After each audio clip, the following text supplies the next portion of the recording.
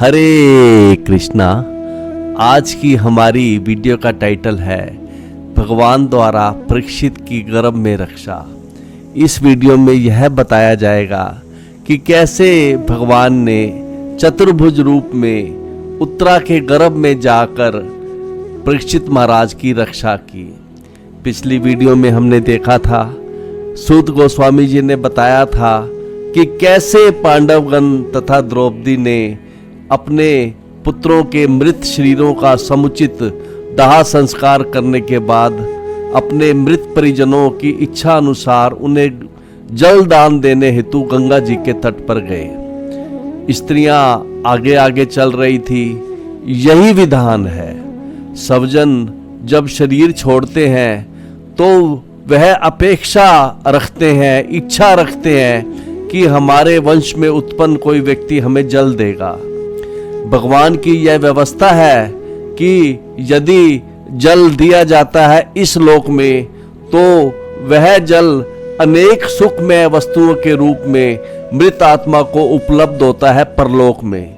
दिखने में लगता है कि यह केवल जल मात्र है, लेकिन वो जल केवल जल मात्र ही नहीं होता। जैसे कोई भौतिक जगत में हम देखते हैं, जैसे कोई चेक मात्र कागज का टुकड़ा नहीं होता, उसे कैश करके कई वस्तुएं खरीदी जा सकती हैं। उसी तरह से इस लोक में दिया हुआ जल अनेक सुखमय वस्तुओं के रूप में दिवंगत आत्मा को प्राप्त होता है। पांडवों के ममेरे भाई होने के कारण भगवान श्री कृष्ण पारिवारिक सदस्यों में से एक थे। भगवान श्री कृष्ण भी सब जनों के स्नेह में बंधकर इन क्रियाओं में भाग ले रहे थे। वे भी गंगा जी के तट पर गए थे जल दान देने के लिए। आगे सूत गोस्वामी जी ने कहा था पिछली वीडियो में कि उनके लिए, मरे हुए संबंधियों के लिए शोक कर चुकने के बाद तथा पर्याप्त मात्रा में गंगा जल अर्पित कर देने के बाद सबों ने गंगा जी में स्नान किया। भगवान ने भी गंगा जी में स्नान किया।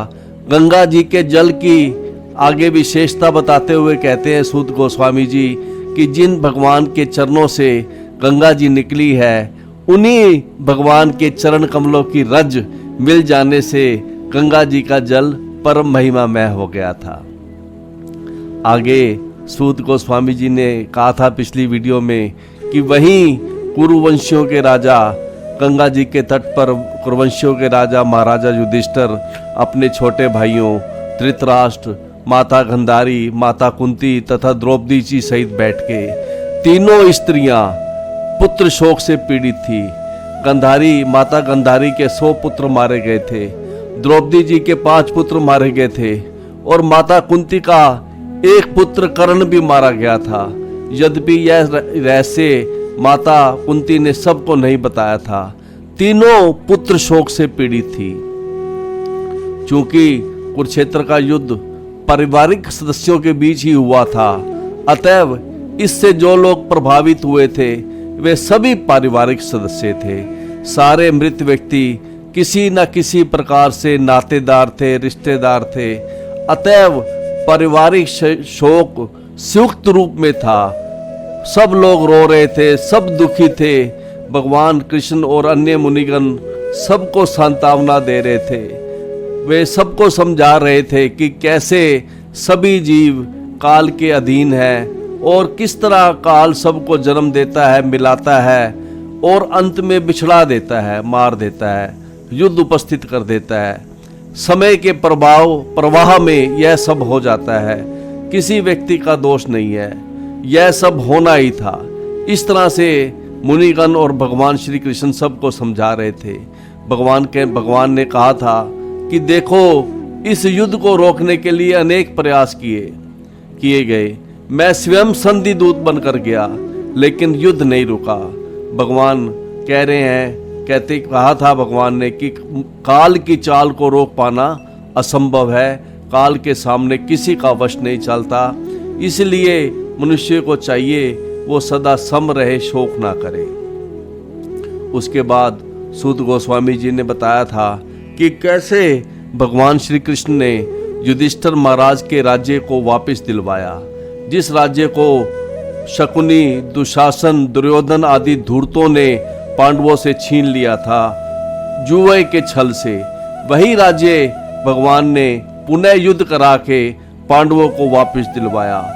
और भगवान ने द्रौपदी के केशों को छूने के कारण उन समस्त दुष्टों का वध करवाया। महाभारत के युद्ध में द्रौपदी के केशों के छूने के कारण उन सब दुष्टों की आयु समाप्त हो गई थी।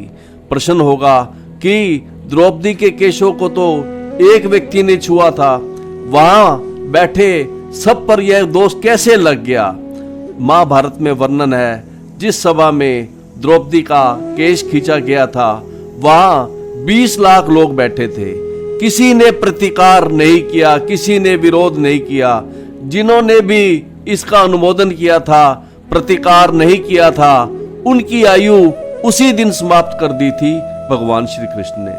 उसके बाद सूत गोस्वामी जी ने पिछली वीडियो में बताया था कि कैसे भगवान ने महाराज युधिष्ठिर से 3 अश्वमेघ यज्ञ करवाए और उन 3 यज्ञों से ही भगवान ने युधिष्ठिर महाराज का यश समस्त दिशाओं में फैला दिया।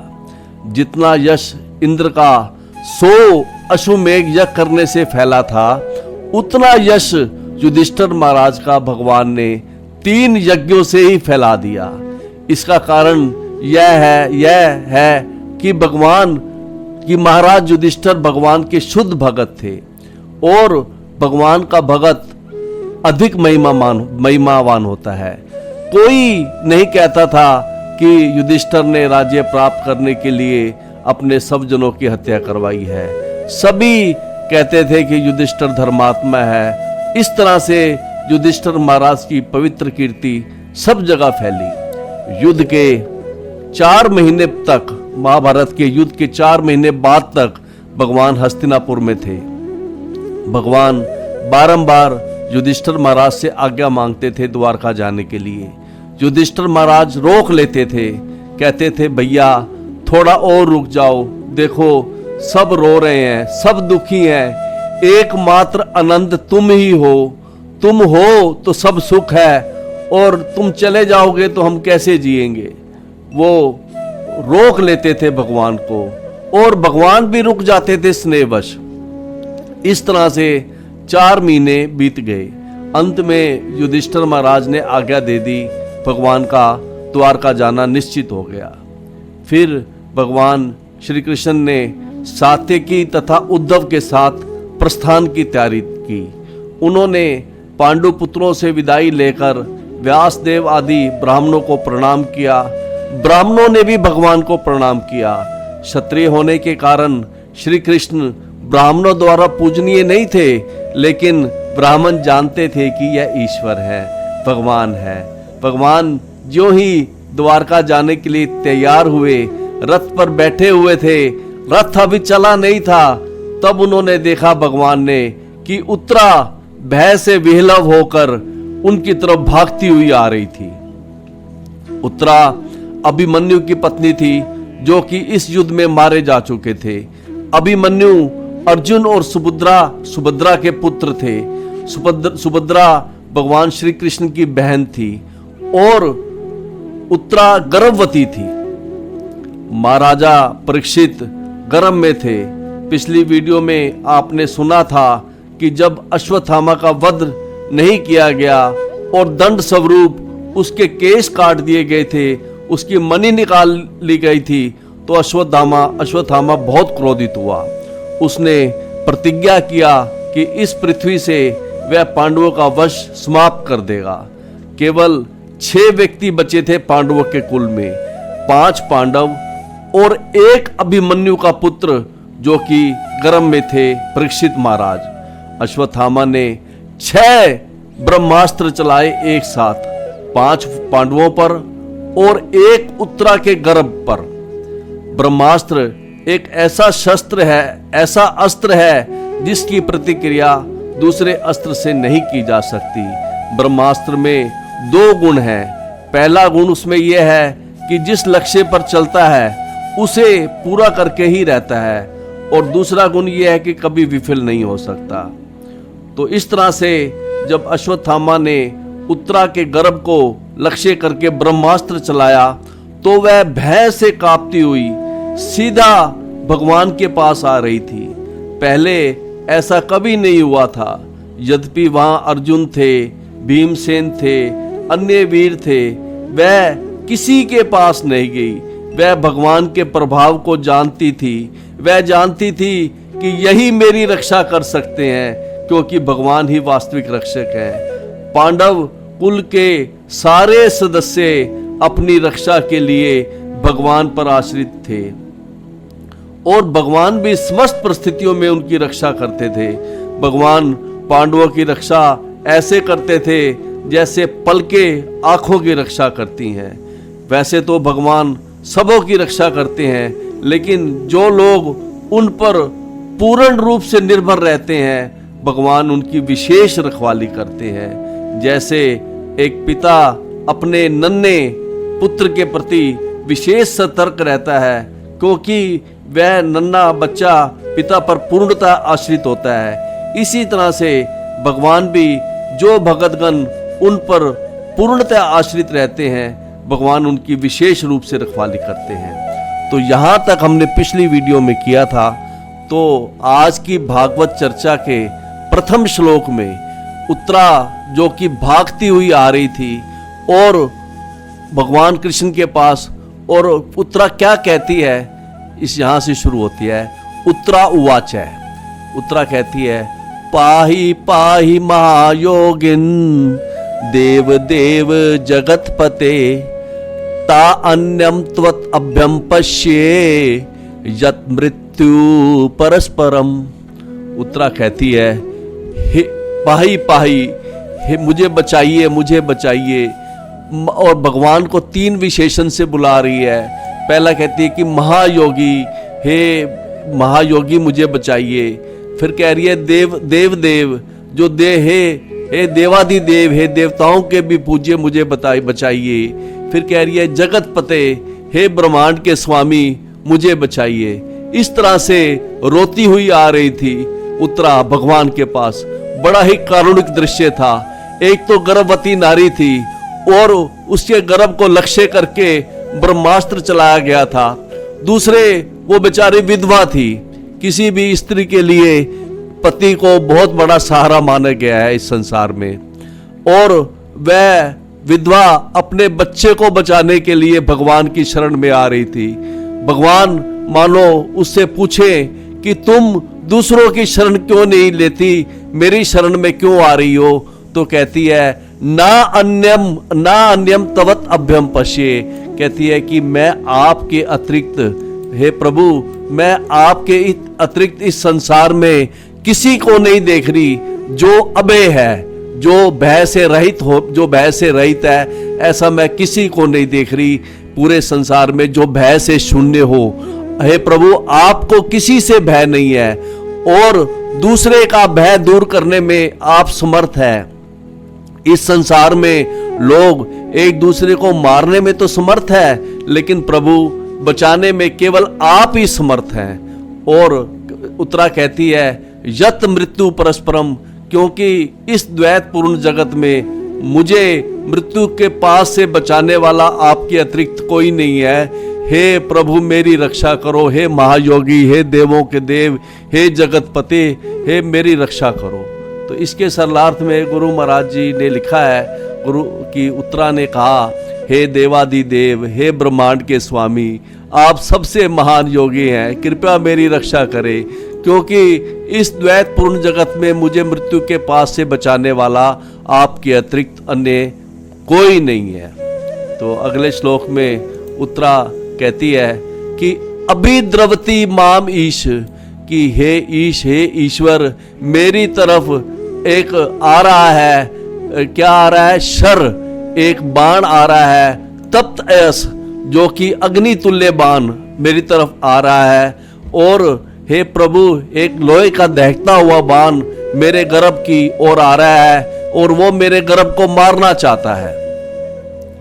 और विभो कामम दहवतु, कहती है कि हे प्रभु, यदि आपकी इच्छा है तो वो बाण भले ही मुझे मार दे, यदि आपकी इच्छा है वो बाण मुझे भले ही मार दे, मेरे को जला दे, भले ही मैं मर जाऊं, लेकिन माँ बे गर्भ निपाते जाताम, लेकिन यह बाण मेरे गर्भ को ना मार पावे, मेरा गर्भ बच जाना चाहिए, मेरा बच्चा बच जाने चाहिए। बड़ी दीनता के साथ उत्तरा बोल रही है कि हे प्रभु, मैं तो जीने लायक नहीं हूं, मुझे तो उसी दिन मर जाना चाहिए था जिस दिन मेरे पति युद्ध में मारे गए थे, लेकिन मैं अपने बच्चे के लिए जी भर रही हूं। भगवान से इस प्रकार विनय वो कर रही है, प्रार्थना उत्तरा कर रही है। तो इसके सरलार्थ में गुरु महाराज जी ने लिखा है कि उत्तरा कहती है, हे प्रभु आप सर्वशक्तिमान है, एक दहकता हुआ लोहे का बाण मेरी ओर तेजी से आ रहा है, मेरे प्रभु यदि आपकी इच्छा हो तो यह मुझे भले ही जला दे, मैं भले ही मर जाऊं, लेकिन यह मेरे गर्भ को जलाकर गर्भपात ना करे, मेरे बच्चे को ना मारे। हे प्रभु कृपया मेरे पर इतना अनुग्रह करें। उत्तरा चाहती थी कि भगवान श्री कृष्ण की कीर्ति इस जगत में रहनी चाहिए। वो जानती थी कि यदि पांडवों का वंश समाप्त हो गया तो भगवान श्री कृष्ण की बहुत निंदा होगी। लोग क्या कहेंगे कि कृष्ण रक्षक थे, फिर भी पांडवों का वंश समाप्त हो गया। अभिमन्यु की विधवा पत्नी उत्तरा अपने पति की मृत्यु के बाद सती नहीं हुई थी क्योंकि वह गर्भिणी थी, और परम भगवत भगत महाराज परीक्षित उनके गर्भ में थे। अतएव अपने बच्चे परीक्षित महाराज की रक्षा करना उसका परम धर्म था। माता के ऊपर बहुत बड़ा उत्तरदायित्व होता है कि वह शिशु की सभी तरह से रक्षा करे। अतएव भगवान श्री कृष्ण के सामने अपनी बात कहने में उत्तरा बिल्कुल भी नहीं लजाई। तो अगले श्लोक में सूत गोस्वामी जी अब कहते हैं, सूत वाचय उपधार्य वचय तस्या भगवान भगत वत्सल। भगवान जो कि भगत वत्सल है, उन्होंने बड़े ही धैर्य पूर्वक उत्तरा के वचन को सुने। उन्होंने बड़े ही ध्यान से भगवान ने रथ पर बैठे बैठे उत्तरा के वचनों को सुना, और वह तुरंत समझ गए कि द्रोणे अस्त्रम अबुध्यत। भगवान तुरंत समझ गए कि यह अश्वत्थामा का बाण है, ब्रह्मास्त्र है, और अश्वत्थामा ने इसे अपांडवम इदम कर्तुम, और अश्वत्थामा ने इस पृथ्वी को पांडवों से विहीन करने के लिए इस बाण का अनुसंधान उसने किया है।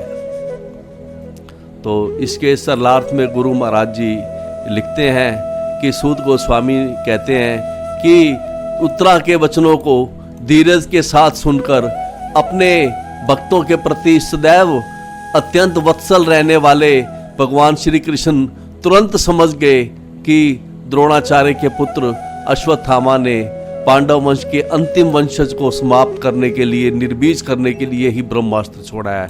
भगवान समझ गए। वहां उत्तरा के ससुर वही थे, अर्जुन बहुत बड़े धनुर्धर थे, भीमसेन बहुत बड़े गदाधारी थे, युधिष्ठिर महाराज भी थे, लेकिन उत्तरा ने किसी से भी अपने आप को बचाने की प्रार्थना नहीं की। उसने प्रार्थना की केवल भगवान से। इससे भगवान श्री कृष्ण की महिमा व्यक्त होती है। उस समय की स्त्रियों को भी पता था कि कृष्ण भगवान है, परमात्मा है।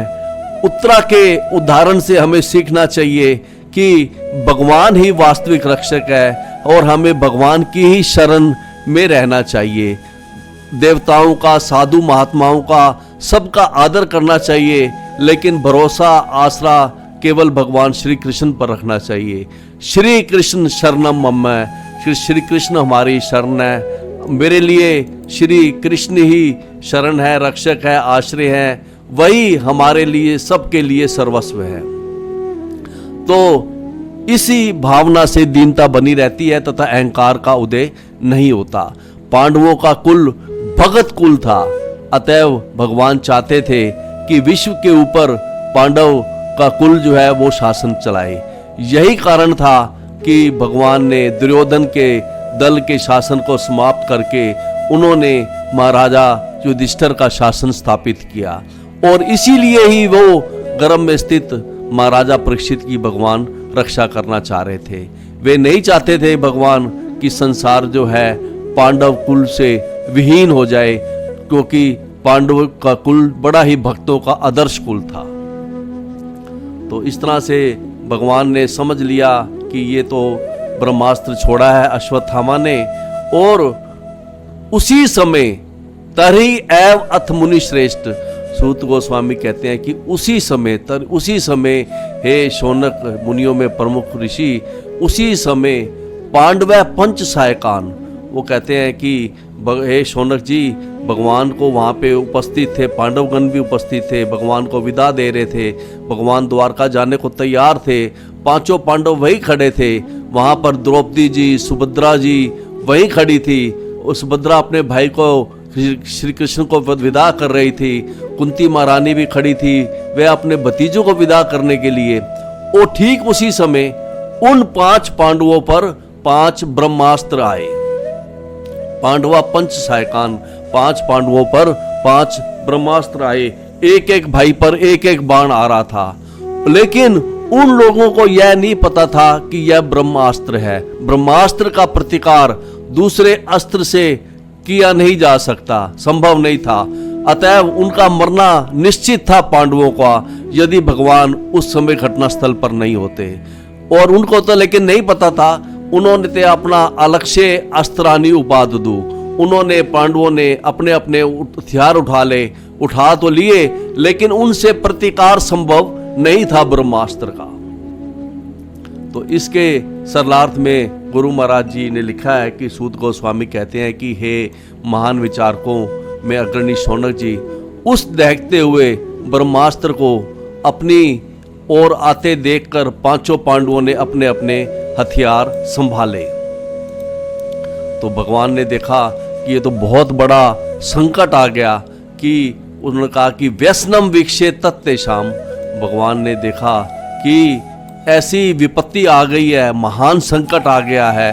व्यसनम, इस महान संकट को देखकर, और उस भगवान को जब ऐसी विपत्ति देखा कि महान संकट को, तो इस महान संकट से उन्होंने सोचा कि पांडव नहीं बच पाएंगे, इनका मरना निश्चित है।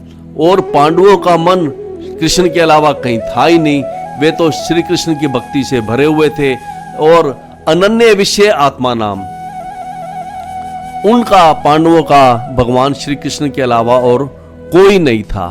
तो भगवान ने क्या किया? भगवान ने सुदर्शनेन सब अस्त्रनेन, भगवान ने अपना सुदर्शन चक्र से और स्वानाम रक्षाम व्यादात विभु, भगवान ने अपने सुदर्शन चक्र से उठाकर अपने भगत पांडवों की भगवान ने रक्षा की, सर्वशक्तिमान ने। और इस समय पांडवों ने भगवान से प्रार्थना नहीं की कि आप हमारी रक्षा कीजिए। उनको तो पता ही नहीं था कि ये जो बाण आ रहा है ये ब्रह्मास्त्र आ रहा है, और हमारे हथियारों से इसका प्रतिकार संभव नहीं है। तो इसके सरलार्थ में गुरु महाराज जी लिखते हैं कि गुरु महाराज जी ने लिखा है कि सर्वशक्तिमान भगवान श्री कृष्ण ने यह देखकर कि उनके अनन्य भक्तों पर, क्योंकि अनन्य भगत उनका और कोई नहीं था भगवान श्री कृष्ण के अलावा, जो पूर्ण रूप से उनके शरणागत थे, उन्होंने जब भगवान ने देखा कि उनके ऊपर महान संकट आने वाला है, तो उनकी रक्षा के लिए भगवान ने तुरंत ही अपना सुदर्शन चक्र उठा लिया। पांडवों ने भगवान से प्रार्थना नहीं की अपनी रक्षा के लिए, लेकिन भगवान इतने कृपालु हैं, कितना उनका स्नेह है पांडवों के प्रति, उन्होंने स्वयं से अपना सुदर्शन चक्र उठा लिया। जरा विचार कीजिए, कोई माँ अपने छोटे बच्चे से प्रार्थना की उपेक्षा करेगी कि बच्चा हमको पुकारे तब मैं इसको बचाऊंगी? यदि कोई छोटा बच्चा है, उसको सांप, कुत्ता आदि काटने जा रहा है, तो क्या माँ ये सोचेगी कि बच्चा हमको पुकारे मैं तब जाऊंगी? वह तुरंत जाएगी जान अपने बच्चे को बचाने के लिए। उसी तरह से माँ की तरह से ही भगवान ने भी कोई अपेक्षा नहीं की कि पांडव मुझको पुकारे। भगवान ने स्वयं ही पांडवों की रक्षा की, और जब भगवान ने सुदर्शन चक्र उठाया तो 5 बाण, 5 ब्रह्मास्त्र शांत हो गए। भगवान श्री कृष्ण की यही विशेषता है कि वह बहुत पहले की हुई थोड़ी भक्ति को भी याद रखते हैं। जबकि भौतिक जगत में हम देखते हैं कि मनुष्य का क्या स्वभाव है, यदि आज कोई सेवा करोगे तो याद रखा जाएगा उस सेवा को, और पहले की हुई सेवा याद नहीं रहेगी। किसी का पहले उपकार पहले कितना भी किया हो वह भूल जाते हैं, और नया उपकार करते रहो तो ठीक है। लेकिन भगवान का स्वभाव है कि भगवान को यदि कोई राई के दाने के बराबर भी देता है तो भगवान उसे सुमेरु पर्वत के समान देखते हैं। भगवान का स्वभाव है कि वो पहले की हुई थोड़ी सी भक्ति को भी भगवान याद रखते हैं। यहाँ पर यह शब्द अनन्य विषय आत्मनाम शब्द बड़ा महत्वपूर्ण है कि पांडवों का कृष्ण के अलावा और कोई नहीं था। यद्यपि पांडवगण स्वयं महान योद्धा होते हुए भी भगवान के संरक्षण पर 100% आश्रित थे।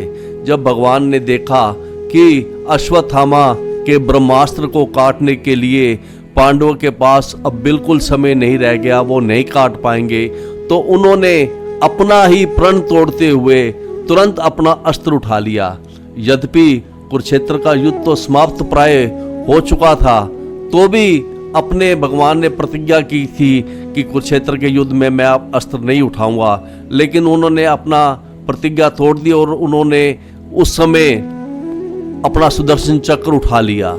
उस समय तो उन्होंने अपने वचन प्राण की अपेक्षा इस समय क्योंकि आपातकाल अधिक महत्वपूर्ण था, और भगवान की महिमा है भगत वत्सल के रूप में। अतः उन्होंने सांसारिक आदर्शवादी भगवान नहीं बनना चाहते थे जो कभी अपना प्रण नहीं तोड़ते। उन्होंने भगत वत्सल बने रहना अधिक पसंद किया, और भगवान ने अपने भक्तों की रक्षा के लिए तुरंत ही सुदर्शन चक्र उन्होंने उठा लिया, और उन्होंने भगवान के सुदर्शन चक्र से वो पांचों बाण वो शांत हो गए। अब उसके बाद अगले श्लोक में सूत गोस्वामी जी कहते हैं कि अंतस्थ है सर्वभूता नाम आत्मा योग ईश्वर हरि। कहते हैं कि समस्त योग के स्वामी भगवान हरि, भगवान श्री कृष्ण, वो अंदर भी प्रत्येक व्यक्ति के हृदय में भी परमात्मा रूप में निवास करते हैं। भगवान योगेश्वर हैं, वो रथ पर भी बैठे थे, और उसी के साथ साथ वो उत्तरा के गर्भ में भी चले गए, क्योंकि भगवान योगेश्वर हैं। पांडवों की रक्षा भगवान ऐसे करते थे जैसे पल के आंखों की रक्षा करते हैं।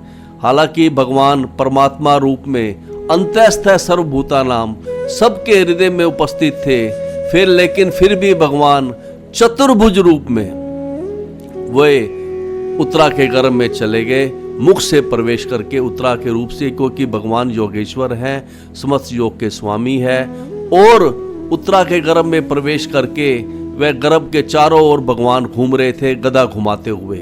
और उत्तरा के गर्भ में जाके, जिसका उत्तरा का नाम एक विराटिया भी कहा गया है क्योंकि वो राजा विराट की पुत्री थी, और उत्तरा के गर्भ में जाकर सब माया आवरणोद गर्भम, भगवान ने अपनी उसके गर्भ को, उत्तरा के गर्भ को अपनी शक्ति से, भगवान ने निजी शक्ति से उत्तरा के गर्भ को आवृत कर लिया, और भगवान ने वहां पर भी ब्रह्मास्त्र को विफल कर दिया। कुरु तंत्वे क्यों किया? भगवान ने कुरु वंश की वृद्धि के लिए, ताकि पांडवों का कुल बचा रहे। इसके सरलार्थ में गुरु महाराज जी ने लिखा है कि भगवान श्री कृष्ण जो कि परम योगेश्वर हैं, वे प्रत्येक व्यक्ति के हृदय में परमात्मा के रूप में निवास करते हैं। अतएव कुरु वंश की रक्षा करने के लिए उन्होंने उत्तरा के गर्भ को अपनी निजी शक्ति से आवृत कर दिया। भगवान उत्तरा के गर्भ में चले गए चतुर्भुज रूप में, और जैसा कि इस चित्र में दिखाया गया है। और गर्भ में परीक्षित महाराज ने भगवान को देखा था, वे जीवन भर उस भगवान को भूल नहीं पाए। यह है भगवान का स्नेह। उन्होंने उत्तरा के गर्भ में जाकर वो रक्षा की है। वे भगवान अगर चाहते तो संकल्प मात्र से भी वे पूरे विश्व की रक्षा कर सकते हैं, लेकिन भगवान स्नेहवश उत्तरा के गर्भ में गए और सुदर्शन चक्र भी ले गए साथ में और गदा भी ले गए साथ में। तो अगले इस तरह से भगवान ने रक्षा की। तो अगले श्लोक में कहते हैं कि यद्यपि अस्त्रम ब्रह्म शिरः, कि कहते हैं कि हे परम सर्वेश्वर से शौनक ऋषि को सूत गोस्वामी जी कह रहे हैं, यद्यपि अस्त्रम तू अमोघम, यद्यपि जो अश्वत्थामा द्वारा छोड़ा गया परम ब्रह्मास्त्र जो अमोघ था, और अप्रतिक्रियाम, और उसका निवारण नहीं हो सकता था, लेकिन वैष्णवम तेज आसादे, लेकिन भगवान श्री कृष्ण के तेज के समक्ष, भगवान विष्णु भगवान श्री कृष्ण के तेज के समक्ष वह ब्रह्मास्त्र जो है समशाम्यत, वह शांत हो गया। हे भृगु हृदय, हे भृगु वंश की शान शौनक ऋषि।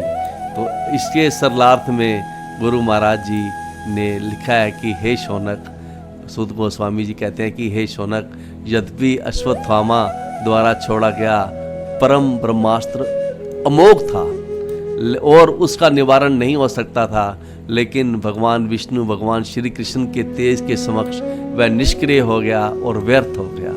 तो इस तरह से भगवान ने परीक्षित महाराज के गर्भ में जाकर उसकी रक्षा करी, जो कि हमारी वीडियो का भी टाइटल था। यद्यपि यह ब्रह्मास्त्र भौतिक रूप से अमोघ था, किंतु भगवान के परम तेज से यह पार नहीं पा सका।